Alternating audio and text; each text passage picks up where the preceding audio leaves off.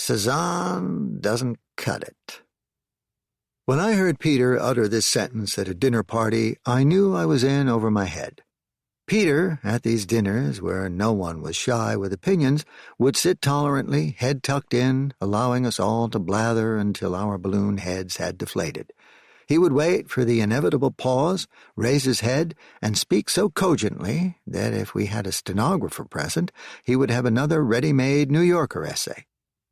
In 2003, at one of those extravagant peer art fairs, I ran into Anne Stringfield, a New Yorker staffer who fact-checked my essays and contributed to the art listings. She was with Peter, the magazine's art critic. We were introduced politely.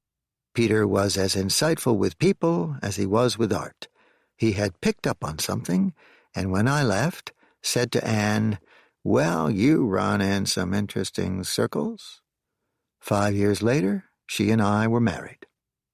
Anne and I happily attended Peter's annual 4th of July fireworks night in rural Bovina and played miniature golf at his wife Brooke's Rip Van Winkle-themed course, which is free for the whole community.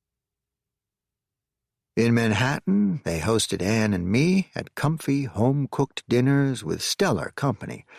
Artists, Via Selmans, Martin Puryear, Thomas Noskowski, writers and critics, Roberta Smith, Deborah Solomon, Jerry Saltz, notables, Ann Temkin, Kent Sepkowitz, and one comedian.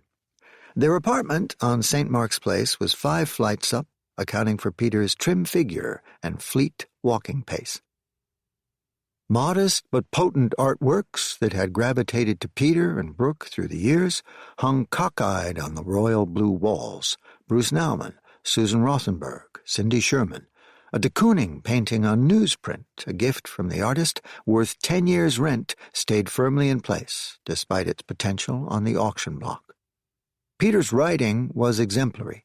Finding a gem is almost too easy. Simply open any of his books of collected essays to a random page and put your finger down, which I have just done.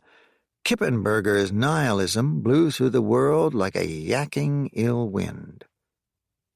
Peter's goal, per him, was to have one idea at least per sentence. His best mentoring, he said, came from journalists, which makes sense. His reviews have an urgent quality, breaking news. There's a new old painter in town, Hans Holbein the Younger.